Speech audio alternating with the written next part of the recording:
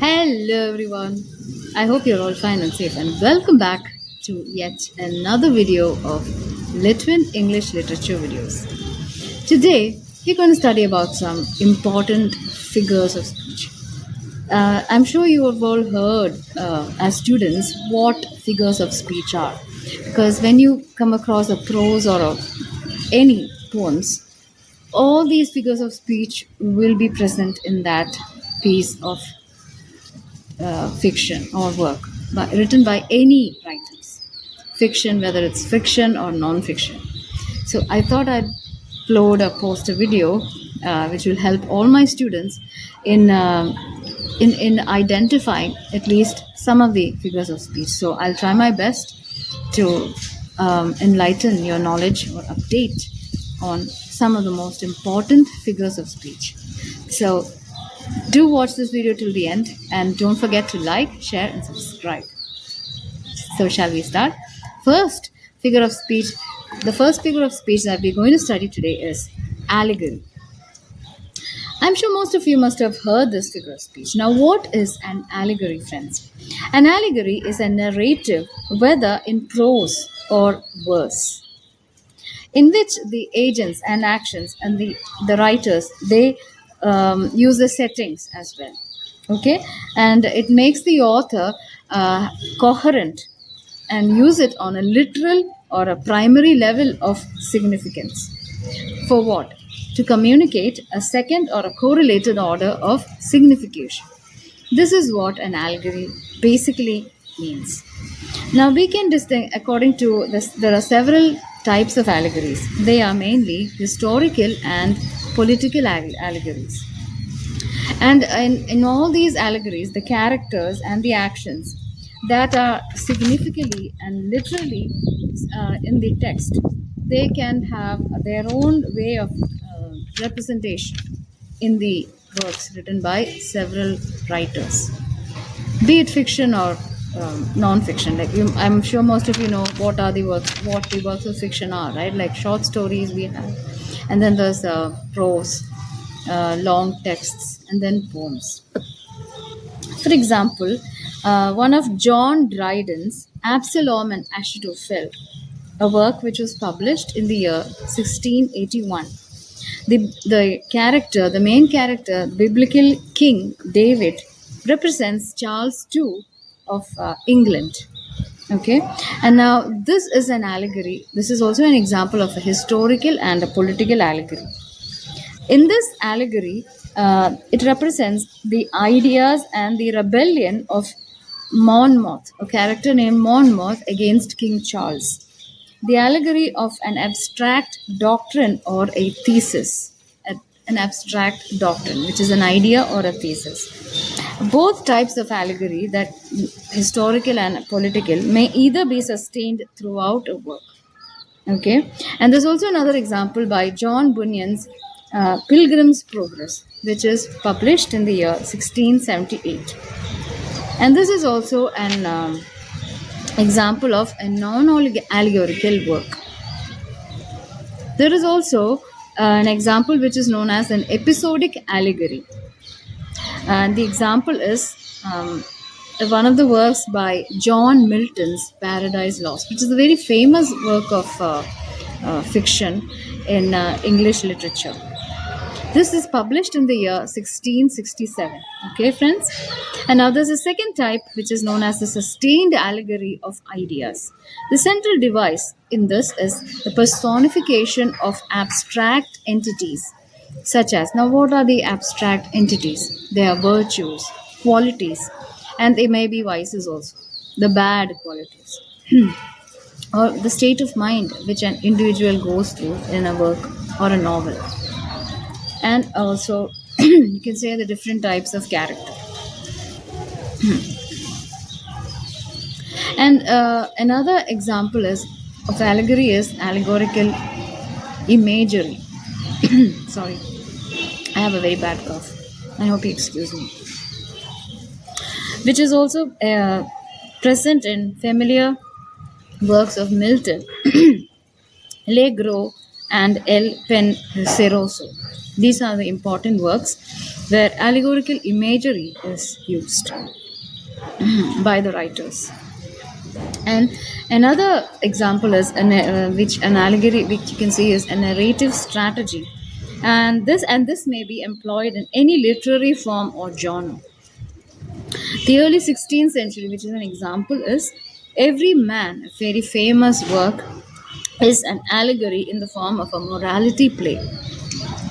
The Pilgrim's Progress is a moral and a religious allegory which is used by prose narrative. I'm sure most of you know heard of this, especially the literature students. What is a prose and narrative form that is used?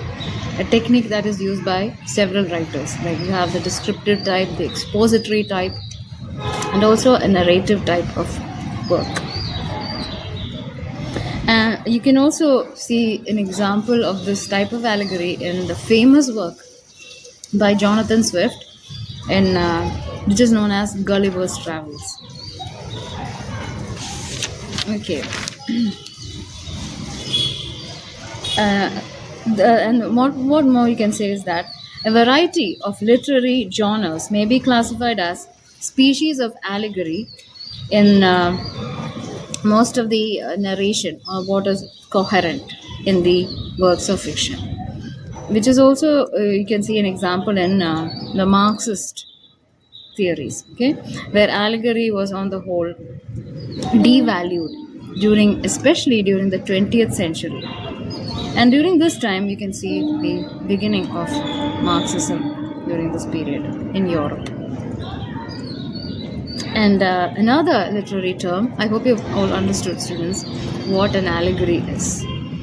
Another important figure of speech or an important example or a work is a fable, which is very, very common in English literature, which is also called as an epilogue. Now, what is this? It is a short narrative, which is very prevalent in prose or verse, and this exemplifies a moral or abstract thesis or principle of human behavior, which is mainly related to human behavior, and usually it has a narrator or one of the characters that is. It could be an animal or any beast in these works of fiction known as a fable. For example, in India also we have certain works that is equivalent to fable, which is known as Panchatantra, the tales of Panchatantra, which has a lot of animal characters. And in the Western the side, it is the Western culture. It is Aesop, a Greek slave of the 6th century BC who lived during this time. He started writing fables, and in which had animal characters and a certain standard of morality in most of these stories. Like, for example, the modern expression sour grapes derives from this fable. We know there's a very famous story which has a fox as a main character, and it was so hungry it wanted to eat some grapes, which it saw while walking around in a garden. It tried to jump, but it didn't get the sweet grapes. After several failed attempts, it walked away saying that the grapes are sour. So, this is the excuse me friends, this is the kind of expression, the sour grapes is derived from this kind of fable. Another important work of fiction, or you can say a rather very prevalent in figures of speech, is a parable. Now, what is a parable?